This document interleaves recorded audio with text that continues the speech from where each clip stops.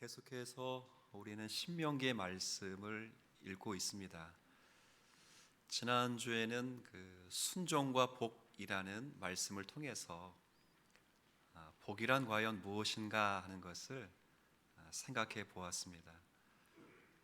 여러 가지 복의 개념이 있겠습니다마는 성경에서 말하는 복은 하나님과의 관계에서 오는, 화목한 관계에서 오는 모든 풍성함이라고 배웠습니다. 하늘의 자원과 땅의 자원을 많이 소유하고 있는 것, 이것이 복이라는 사실을 배웠습니다.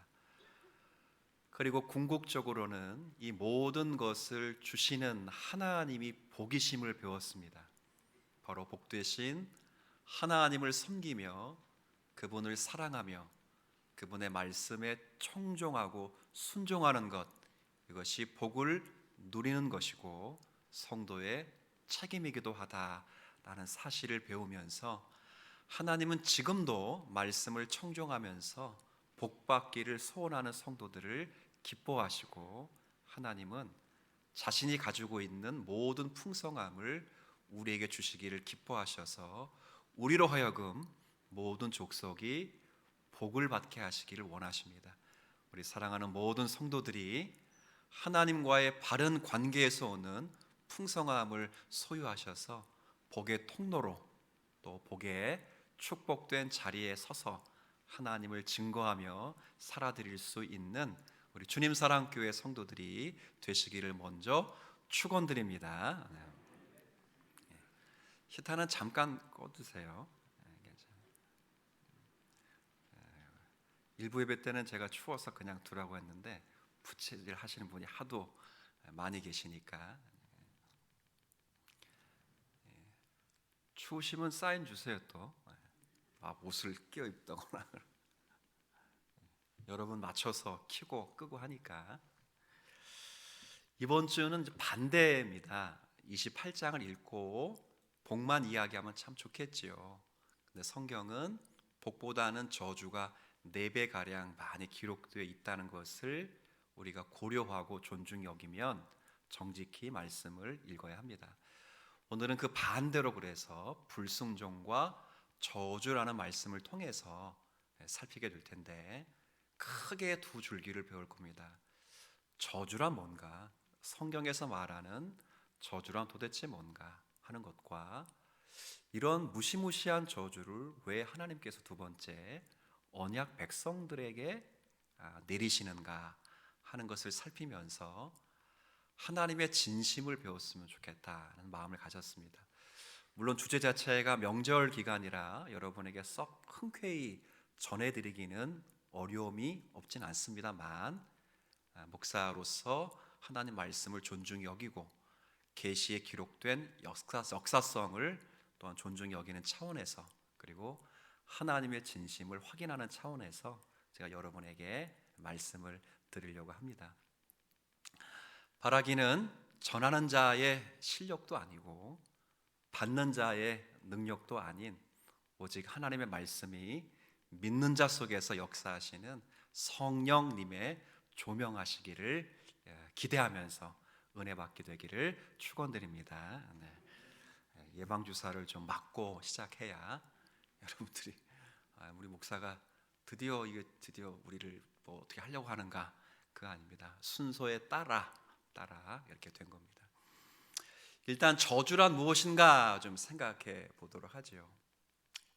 일반 사람들이 생각하는 저주에 대해서 먼저 이야기를 하고, 그리고 성경에서는 저주를 뭐라고 말하는가 하는 것을 비교해 보도록 하겠습니다. 짧게 비교하겠습니다. 일반 사람들이 생각하는 저주는 여러분이 사전을 찾아보시면 다른 사람에게 재앙이나 불행이 닥치기를 비는 행위라고 되어 있습니다. 보통 이렇게 불행과 재앙을 빌 때는 주문 혹은 기도 같은 방식으로 빕니다. 그렇죠. 우리 사극 장희빈 같은 경우를 보시면 장희빈이 사용했던 저주의 도구가 재웅이라고 불리는 지프로 만든 인형이었습니다. 장희빈이 시기하는 인현 왕후가 이제 아이를 낳았어요. 그 아이를 저주하여 죽일 때 집 인형 재웅을 걸어놓고 화살 11발이 정확히 명중할 때 그 아이의 명줄이 끊기게 되는 겁니다. 그런 식으로 하는 겁니다. 물론 장혜빈은 이 사건이 털로 나서 목숨을 잃게 되는 일도 역사 속에 있었지요. 그리고 신화나 또 전설 같은 데 보면 주인공이 아주 멋있습니다. 근데 마술사나 마녀가 시기해서 그 주인공을 저주해버리면 주인공이 깊은 잠에 빠지거나, 백설공주, 그죠?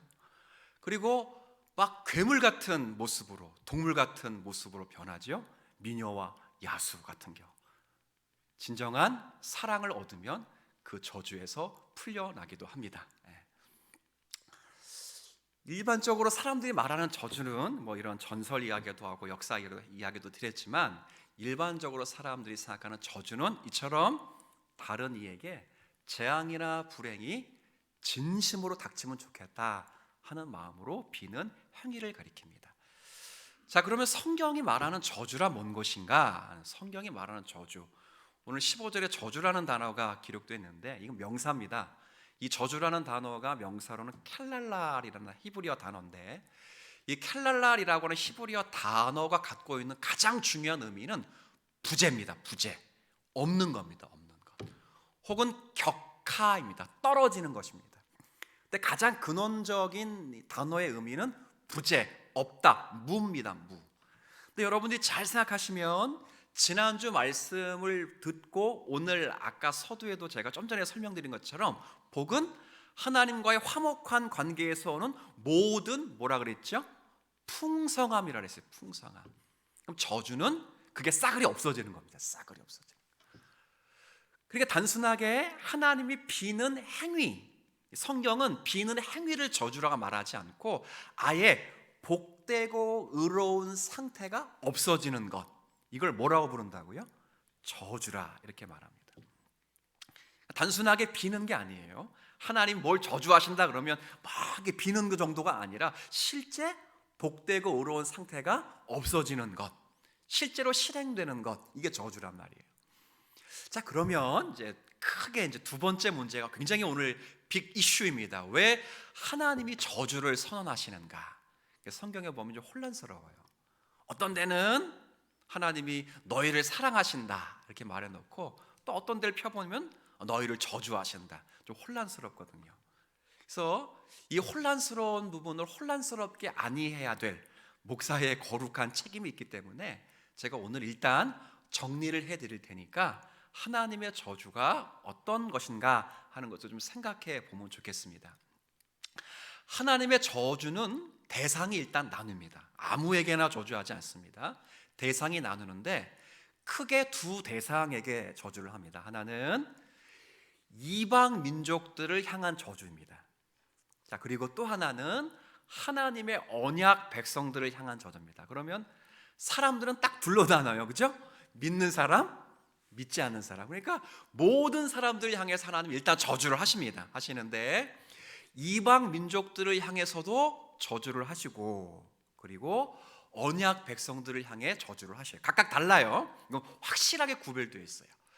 이방 민족들을 향한 저주는, 이방 민족들이라는 것은 쉽게 설명하면 하나님께 선택을 받지 못한, 아주 더 쉽게 설명하면 불신자들을 가리키는 표현입니다. 근데 불신 세계는 로마서 읽어보면 본질상 하나님의 진노 아래 있습니다. 진노. 근데 진노 아래 있는데 뭘 또 저주하시는가? 저주할 필요가 없었잖아요. 진노 아래 있는데. 이 말은 본질상 진노 아래 있는 이방 백성들일지라도 열렬한 하나님의 진노의 대상이 되는 건 아니라는 말입니다. 무슨 말이냐? 아까 저주라는 것은 부재라 했어요. 복되고 의로운 상태가 아무것도 없는다고 했어요. 근데 본질상 진노의 자녀인 이방 민족들도 복되고 의로운 상태를 누리며 살아가요. 이걸 일반적인 은총이라 말해요. 그냥 자연이라 말하지 않아요. 성경을 가지고 있는 우리들은 그걸 은총이라 말해요. 하나님을 믿고 하나님의 백성으로 살아가는 우리들은 특별하신 은총과 일반 은총을 다 받고 살지만, 일반 이방인들은 특별 은총을 못 받아요. 하늘의 풍성한 자원을 못 얻어요. 하지만 땅의 자원들은 얻고 살아가요. 예수님 말씀 기억하셔요. 예수님이 하나님이 해를 비추시는데 하나님의 백성들에게만 해를 비추시는 것이 아니라 하나님을 믿지 않은 이방 백성들에게도 햇빛을 비추셔요. 참 신기해요. 그게 은총이에요. 그걸 일반적인 은총이라 이렇게 말해요. 곡식을 지으려면 일단 밭에 비가 와야 돼요. 아무리 노력해도 비는 우리가 못 만들어요. 그죠? 비는 우리가 못 만들어요. 절대 만들 수 없어요. 만들어도 제한적인 거예요. 자기 밭대 정도. 그리고 감당될 만한 정도예요. 온 우주에 비를 만들 수 없는 게 인간이에요. 근데 이 비를 하나님이 내리시는데 교회를 다니는 사람들의 논과 밭에만 비를 내리시는 것이 아니라 교회를 다니지 않는 사람들의 논과 밭에도 비는 내려요. 참 신기해요. 이걸 일반 은총이라고 해요. 일반 은총. 이런 일반 은총을 이방 사람들도 받고 살아가요. 본성의 빛을 받고 양심이라고 하는 이 본성의 빛이 발현되는 이 양심이라는 기능을 잘 발휘하는 선량한 이방인들, 선량한 하나님을 믿진 않지만 선량한 사람들에게는 하나님이 복을 주시기도 해요. 신령한 하늘의 복은 주시지 않지만 땅의 복을 주시기도 해요. 선량한 사람들에게. 그런데 이방 민족들 가운데 하나님이 주신 일반 은총에 감사하지 못하고 정말 악하고 하나님이 만드신 인간의 보편적 가치를 허무는 자들에게는 하나님이 저주를 그들에게 선언하세요. 이럴 때 이런 이방 백성들을 향한 저주에는 하나님의, 한번 따라해 볼게요, 미움이 도사리고 있어요. 이해되셨죠? 이런 사람들에게는 하나님의 정죄의 미움이 있어요. 실제로 역사 속에서 그런 예를 참 많이 봐요. 하나님께 많은 자원을 받았지만 그 자원을 과학의 빛이라는 것으로 발견해서, 발명도 아니야, 내가 볼 땐 발견이야, 발견해서 보편 인류의 선을 위해 희생하지 않고 군국주의라고 하는 자신의 가치와 욕망을 투영하기 위하여 했던 나치즘과 군국주의에 하나님이 심판을 행하신 역사들을 우리가 봐요. 마틴 로이드 존스 목사님도 하나님이 독일을 심판했다 말하지 않고 독일의 나치라고 하는 그 사상을 심판한 건 하나님의 역사 심판이라고 말해요. 우리도 마찬가지예요. 일본을 심판했다는 게 아니고 일본이 갖고 있는 그 군국주의가 공공의 이익을 대변하지 못하고 대동아라고 하는 전쟁을 통해서 인간의 천황의 욕망을 투영하고 살 때 하나님이 그것을 스탑하고 실제 저주를 하고 심판을 내려요. 여기에는 아까 하나님의 마음 중에 어떤 게 들어가 있다고요? 미움이라는 게 미움. 이방 백성들은 이런 저주를 받아요. 그런데 궁금한 건 우리가 이쪽에 있지 않아요. 여러분은 왼쪽에 있는 게 아니고 오른편에 있어요. 그러니까 하나님의 언약 백성에 있어요. 그럼 이쪽에 있는 사람들에게 하나님의 저주는 뭔가 하는 것을 곰곰이 생각해 보셔야 돼요. 그럼 이쪽에 있는 자들에게 하나님에 관한 저주는 한번 생각해 보면 이쪽에 있는 사람, 이 언약 백성이라는 말인데 이 언약 백성이라고 하는 것은 하나님과 특별한 언약 관계를 맺은 백성이라 이런 말이에요. 어떤 언약을 맺었냐면 일단 하나님이 언약을 맺으시면 하나님이 자신을 하나님의 백성들에게 계시해 주셔요. 잘 알려주셔요. 잘 알려주신 다음에 하나님이 그들에게 약속을 하세요. 어떤 약속을 하시냐면 근원적인 약속 가운데는 나는 너의 하나님이 되고 너희는 내 백성이 되리라 라고 약속하신 후에 그 약속이 주어지면 율법이라고 하는 언약을 더 첨부해 줘요. 약속, 계명을 주셔요. 그 계명과 언약을 맺은 백성이 언약 백성이에요. 근데 잘 보면 이 언약 백성들이 전부 언약에 충실한 사람들은 아니에요. 한번 지금부터 곰곰이 한번 들어보세요. 언약 공동체와 함께 언약을 맺었을지라도 그 언약 공동체 안에는 언약을 충실하게 이행할 사람들도 있지만 언약을 배반하고 파기할 사람들도 분명히 존재해요. 그죠? 예수님의 비유를 한번 잘 생각해 보세요. 천국은, 하나님의 나라는 그물을 바다에 던짐과 같다 그랬어요. 그물을 바다에 던지는 게 교회와 같다 그랬어요. 하나님 나라와 같다 그랬어요. 그물에 고기가 잡혔어요. 어부가 무트로 끌고 와서 그물을 탁 펼쳐보는데 두 종류의 고기가 있는 거예요. 먹을 수 있는 고기와 먹을 수 없는 고기. 그물이 하나님의 나라예요. 그물이 하나님의 교회예요. 근데 하나님의 교회는 소용되는 것이 있고 소용되지 않는 것이 있어요. 굉장히 두려운 말씀이에요. 예수님의 더 정광석 같은 비유를 하나 들어볼까요? 알곡과 가라지의 비유예요. 밭에는 알곡만 있는 게 아니고 모두 함께 같이 자란다고요? 언제까지? 그렇죠, 심판 때까지. 예수님이 재림하실 때까지 교회에는 택자들만 있는 게 아니고 불택자가 함께 있다는 거예요. 사도신경에 말씀드린 보편적 교회를 이야기하는 게 아니에요. 지금 눈에 보이는 가시적인 교회, 지금 우리가 모이는 이런 교회당 같은 데에는 우리가 모두 다 교회당 안에 모였지만 여기에는 정말 예수님 대신 참 포도나무에 붙어있는 사람들만 오는 게 아니고 그물과 밭에 있는 가라지와 쓸모없는 고기처럼 함께 섞여 있을 수 있다는 거예요. 굉장히 두려운 말씀이죠. 그래서 우리가 곰곰이 생각해 보여야 돼요. 어떻게 생각해야 되냐면 일단 타인과 관계에서는, 타인과 관계, 자기가 말고 타인과 관계에서는 함께 교회를 이루고 있는 성도처럼 보인다. 그러니까 다 교회를 이루고 있잖아요. 그러면 함께 교회를 이루고 있는 모든 사람들은, 특별히 예수를 부인하지 않는 이상은 모두가 다 하나님의 언약 백성으로 간주해 주셔야 돼. 간주해 주셔야. 그리고 그들을 진심으로 한 번만 따라해 봅시다. 사랑하고 안아줘야 된다. 아시겠죠? 그러니까 여러분들이 여러분을 볼 때, 그러니까 여러분이 자기 자신을 볼 때, 여러분들이 상대방을 볼 때는 전부 언약 백성이에요. 언약 백성. 전부. 왜? 우리가 알 수 없어요. 대충 저 사람이 하나님을 안 믿는 것 같은데 뭐 이렇게 볼 수 있으면 가늠할 수는 없어요. 그렇죠? 그건 주님이 심판하신다고요. 그러니까 모든 성도들을 볼 때는, 제가 여러분을 볼 때도 다 천국 백성으로 보는 거예요. 그리고 심지어는 여러분을 극심하게 미워하는 사람이 있을지라도 그 사람은 하나님의 무슨 백성이라고요? 언약 백성. 이렇게 보는 거예요. 이해되셨죠?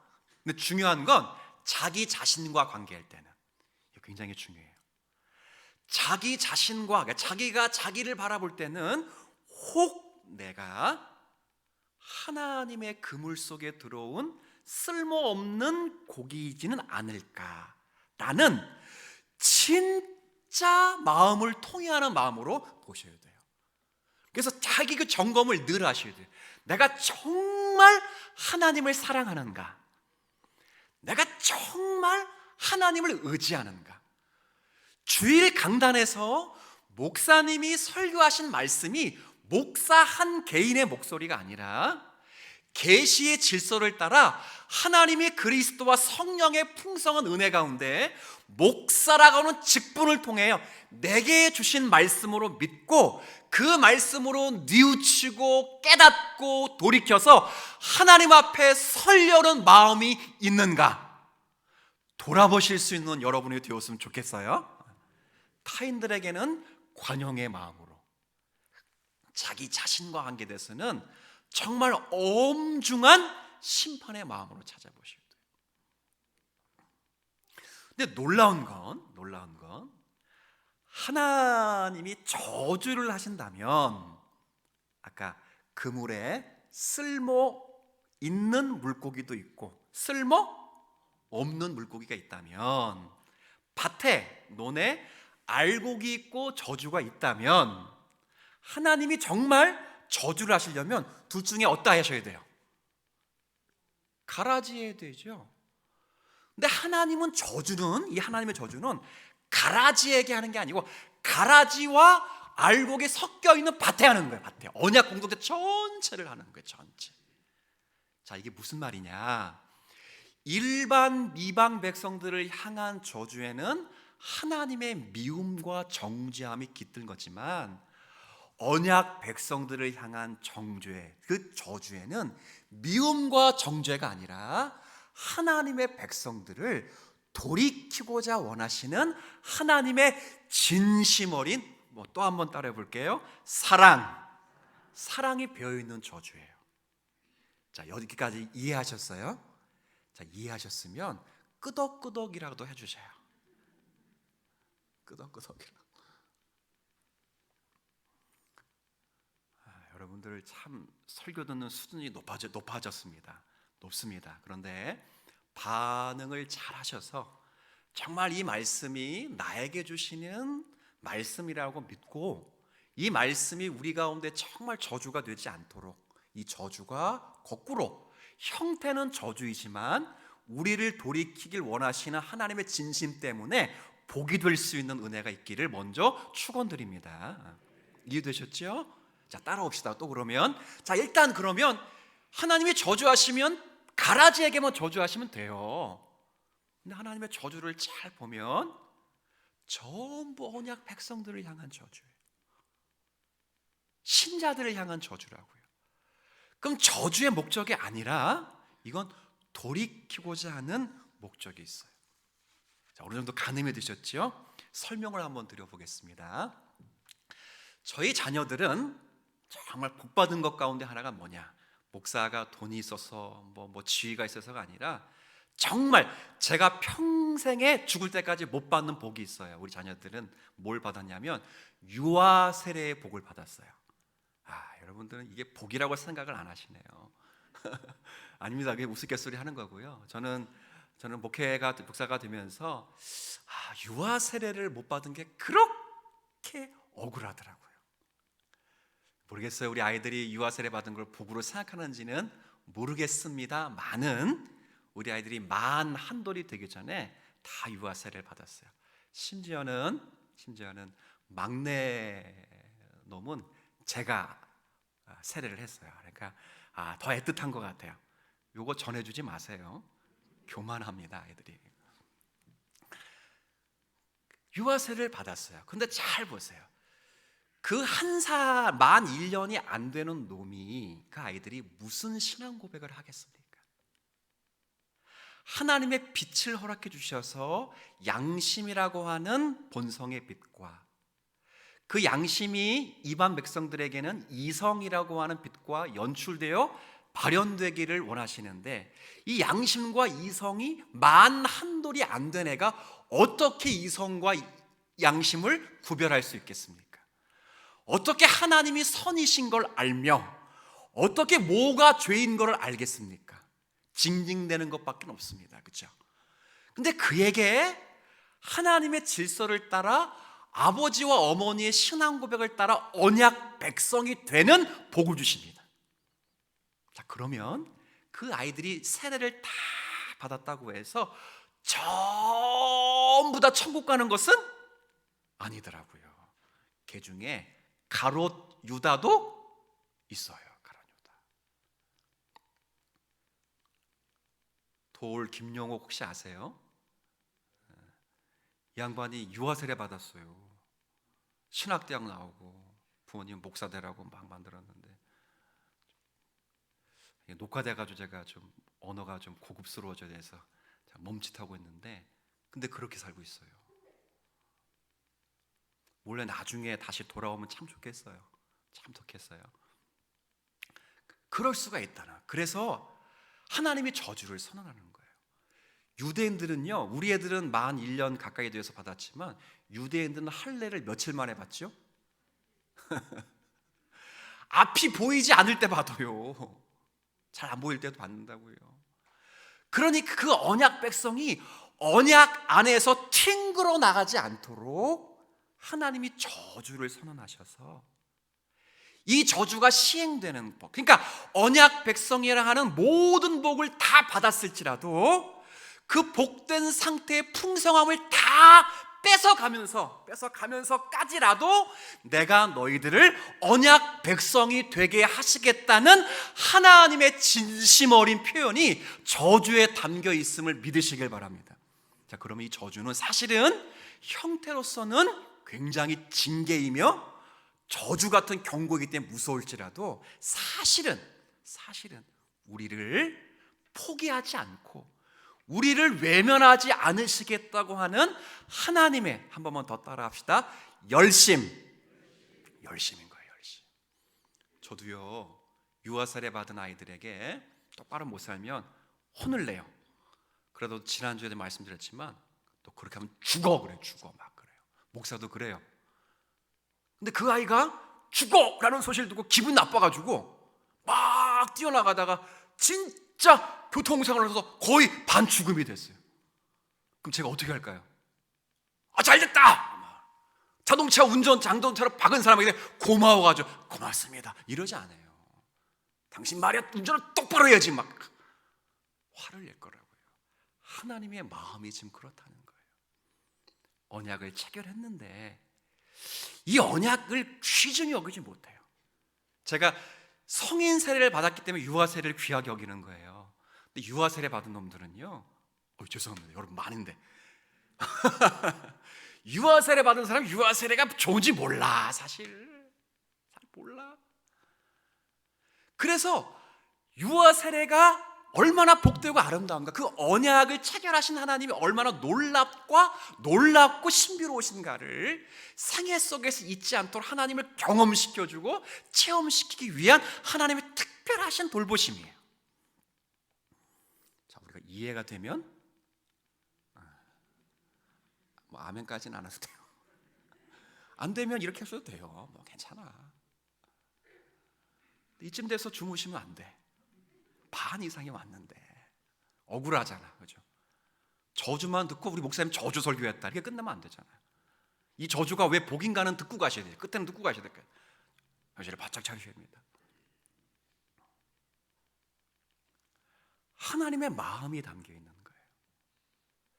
그래서 놀라운 건, 그래서 복을 언급하셨던 때와 같이 저주를 언급하실 때도 똑같은 저주가 나가요. 복과 똑같은 패턴이 나가요. 복에도 장소의 복, 소유의 복, 시간의 복을 주셨던 것처럼 저주에도 장소의 저주, 소유의 저주, 시간의 저주를 주셔요. 장소의 저주, 성읍에서도 저주를 받고 들에서도 저주를 받아요. 소산의 저주, 너의 몸에서 날 자녀들 저주, 토지의 저주, 짐승의 새끼의 저주, 시간의 저주도 있어요. 들어갈 때도 저주, 나올 때도 똑같아요. 그러니까 이 말씀은 너희가 이래도 벌을 받고 저래도 벌을 받는다는 것은 계속 언약 백성들이 잘못된 길을 가게 되면 하나님은 그 길을 따라다니면서, 그렇죠? 밥을 먹을 때도, 잠을 잘 때도, 양치질할 때도 하나님이 괴롭혀서 너희들을 하여금 언약에 충실한 백성이 될 수 있도록 내가 너희를 괴롭힐 것이다 하는 거예요. 여기에는 미움이 아니고 뭐가 붙어 있다고요? 사랑이에요, 사랑. 이해되시죠? 지금까지 신명기 28장은 선택이었을 거예요. 여러분이 설교를 다 들어보셔도 복과 저주가 있는데 여러분은 순종해서 복을 받으세요 이렇게 들었을 거예요. 예, 그럴 수 있어요. 그런데 28장의 순종과 복은 그런 말씀이 아니에요. 이 두 가지를 함께 사용해서 하나님의 백성으로 내가 저들을 만들어 갈 것이다. 믿으십니까? 그런데 저들이 14절밖에는 안 되는 순종, 복을 받아요. 저들의 생애 속에서 하나님 믿지만 복보다는 저주를 받을 만한 형태의 삶이 훨씬 크다는 거예요. 복은 14절, 저주는 44절, 훨씬 많아요. 4배 가까이 많아요. 그렇게 많은 좌절과 실패와 불순종의 자리에 저희들이 들어갔을지라도 내가 따라다니면서 저들의 믿는 모든 풍성함을 없애요. 저들을 하나님의 자녀로 다시 세워 가시겠다 하는 거예요. 이건 하나님의 열심입니다. 하나님의 열심. 만약 진짜 저주가 목적이라면 간단해요. 나가면 못 들어오면 돼요. 못 들어오게 하면 돼. 그렇죠? 들여보내면 꽁꽁 막아서 못 내보내면 돼요. 근데 하나님은 나가도 들어가도 해요. 나가도 들어가 다 허락하셔요. 따라다니겠다는 거. 오늘 본문을 읽진 않았지만 22절 말씀 한번 보세요. 신명기 28장 22절. 여호와께서 폐병과 열병과 염증과 학질과 한재와 풍재와 썩는 재앙으로 너를 치시리니 이 재앙들이 함께 있습니다. 너를 따라서 너를 진멸하게 할 것이요. 여기 따라서라는 말이 너를 따라다니면서 이런 뜻이에요. 그러니까 하나님의 일반 백성은 끝! 진노하고 심판하고 끝나. 저주면 끝나. 근데 하나님의 백성은 따라다니면서 좌절을 주어 너를 괴롭혀요 하나님의 언약 백성을 삼아내겠다 하신 하나님 마음이에요. 제가 이 말씀을 보면 늘 생각나는 성경 한 장이 있어요. 이게 어디가 생각나냐면 창세기 28장에 찾지는 않을게요. 제가 구두로 설명드리겠습니다. 창세기 28장의 야곱의 베델 사건이 생각이 납니다. 야곱은 하나님께 복받은 자입니다. 그렇죠? 그리고 하나님께 선택된 자로 태어납니다. 로마서의 말씀을 보면 야곱과 에서가 태어나기도 전에 하나님이 에서는 미워하고 야곱은 사랑했어요. 아까 얘기했던 그대로 하나님의 성품을 이야기했습니다. 야곱은 사랑하셨어요. 하나님의 복받은 자이며 하나님의 선택을 받은 자예요. 그런데 야곱은 하나님의 복받고 하나님의 선택을 받은 자로서의 정당한 훈련을 하지 않아요. 오히려 꾀를 내요. 선택을 받았기에, 복을 받았기에, 하나님이 함께 하시는 자이기 때문에 꾀를 내요. 꾀를 내어서 형에게로부터 장자의 명분을 빼앗고, 아버지를 속여서 장자의 명분뿐 아니라 형에게 명분을 빼앗고 아버지에게는 장자의 복을 다 빼앗아요. 이직그증이거든요. 하나님의 선택받은 자 같지 않아요. 그래서 결국은 형의 미움을 받아서 목숨을 부지하기 위하여 도망을 갑니다. 그 도망가는 길에 하나님을 탁 하고 만난 장이 창세기 28장이에요. 놀라운 건 하나님께 칭찬받을 만한 일을 안 하고 도망갔어요. 책망하시고 하나님이 꾸중하셔야 될 장이에요. 그리고 더욱이는 야곱이 하나님을 찾지 않았어요. 주님, 그러지 않았어요. 그냥 꿈을 꾸는데 하나님이 야곱을 찾아오셔서 만나주세요. 야곱의 꿈에 사닥다리 꿈 잘 아시죠? 사닥다리 끝에 하나님이 계시고 하나님의 사자가 사다리에서 오르락 내리락하는 걸 봐요. 근데 우리가 알고 있는 일반적인 사다리는 아래에서 위로 올라가기 위해서 먼저 만든 거예요. 그렇지 않아요? 근데 놀랍게 야곱의 사다리는 아래에서 위로 올라가는 게 하나도 없어요. 전부 위에서 아래로 날아와요. 야곱이 하나님의 집을 찾아간 것이 아니라 하나님이 야곱을 찾아오셔서 야곱이 비로소 하나님이 여기 계신다는 걸 깨닫고 거기를 하나님의 집이라고 불러요. 그게 두 글자로 뭐라고요? 베델이에요. 베델이에요. 그리고 거기서 하나님이 놀라운 약속을 하셔요. 이게 따라다니신다는 약속이에요. 어떤 약속을 하시는지 제가 읽어드리겠습니다. 15절에 보면 이런 말씀이 있어요. 내가 너와 함께 있어서 네가 어디로 가든지 너를 지키며 너를 이끌어 이 땅으로 돌아오게 할지라. 내가 너에게 허락한 것을 다 이루기까지 너를 떠나지 아니하리라 하신지라. 아멘. 이 무슨 말이냐면 따라다니면서 너를 하나님의 사람으로 키우겠다, 그런 말이에요. 이 약속이 이루어지는 데까지는 20년이 흐릅니다. 20년이 지난 후에야 야곱이 베들로 올라와서 드디어 하나님 앞에 귀국보고를 해요. 선교사님이 다녀와서 귀국보고를 하듯이, 선교보고를 하듯이 드디어 20년 만에 귀국보고를 합니다. 자, 그런데 놀라운 것은 그 20년을 어떻게 보내는가? 야곱이 하나님의 뜻과 계획에 항복하도록 하나님이 그에게 자꾸 좌절을 주십니다. 한번 이야기해 볼까요? 장자의 축복권을 가졌습니다마는 그 축복을 누리지 못하고, 아버지에게부터 복을 다 받았으나 복된 상태를 지속시킬 수 없이 형의 미움을 받아 먼 타국 땅으로 도망을 갑니다. 그리고 사랑하는 여인을 만나 7년 동안 삼촌의 딸을 위하여 봉사했는데 무보수로 7년 만에 얻은 건 사랑하는 여인이 아니라 술 먹고 보니 희한한 여인이 옆에 누워있어요. 레아라는 여인이. 억울해서 라헬 달라고 했더니 7년 동안 또 억울하게 일을 하래요. 종으로 7년 동안 일해, 14년 동안 일했어요. 그래서 라헬을 간신히 얻었어요. 라헬, 에하, 애 낳기 전쟁에서 많은 자녀들을 낳는데 돈이 하나도 없네. 그래서 보수를 위해서 또 6년 동안 열심히 일을 해요. 자산을 가졌어요. 그랬더니 외삼촌의 자녀들이 시기해서 도망을 가게 되죠.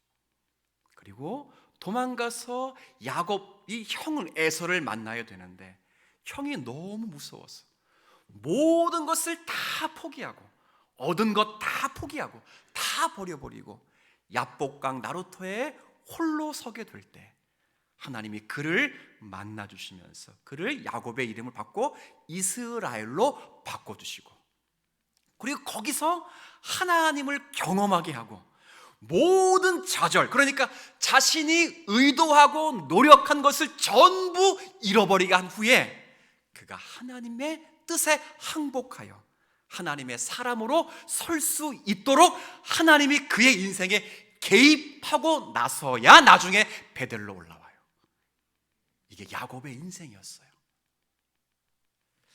여러분, 제가 이런 이야기를 여러분에게 드리겠습니까? 제가 여러분에게 이런 이야기를 드리는 것은 사실은 우리의 인생이 야곱과 같기 때문에 그렇습니다.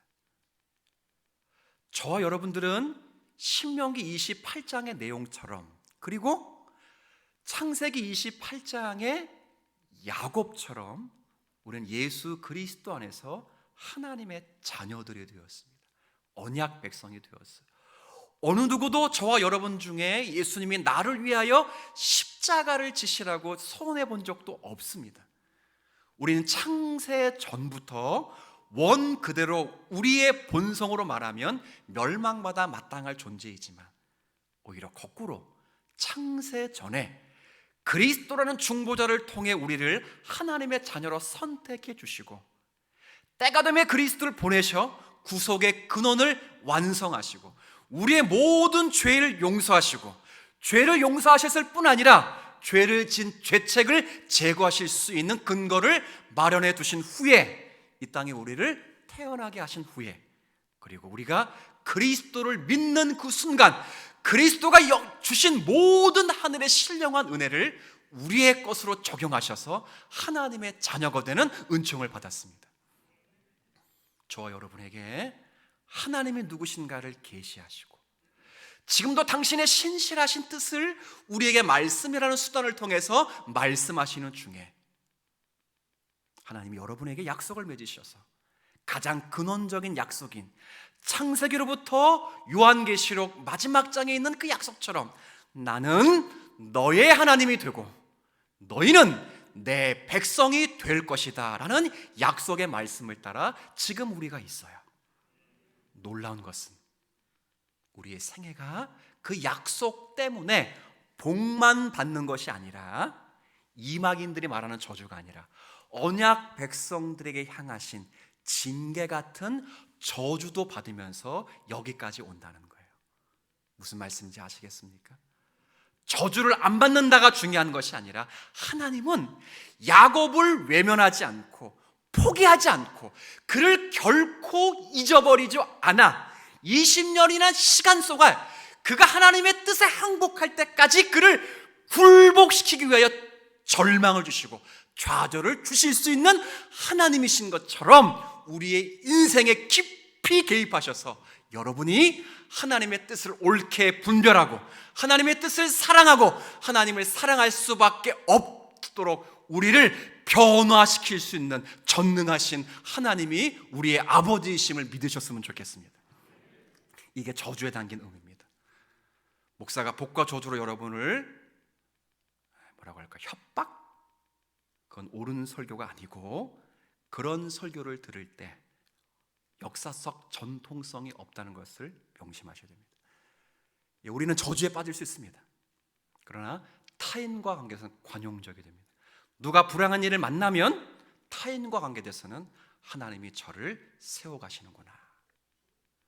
그러나 그 일을 내가 만나면 하나님은 나의 모진 부분을 각성키하여 내게 징계를 내시는 것이 아닐까라는 마음으로 견책하며 자신의 상황을 받아들여 하나님의 뜻을 더 청종하는 거예요. 주님은 환경에 연연하지 않습니다. 여러분과 저는 땅을 밟고 있는 인생을 살기 때문에 환경이 두렵고 환경이 전부이지 말하지만 하나님은 환경을 말씀으로 창조하셨고 여러분은 흙으로 특별히 창조하셨기 때문에 환경이 중요한 것이 아니라 모든 환경을 동원하여 하나님이 창조하신 여러분 개개인을 하나님처럼 바꿔가시기를 하나님은 원하십니다. 거기까지 하나님은 중단하지 않습니다. 거기까지 하나님은 포기하지 않습니다. 하나님 노릇을 하나님은 외면하지 않습니다. 이게 우리가 맞는 저주에 담긴 의미입니다. 저주가 여러분을 향한 하나님의 진심이 되기를 소원하고요.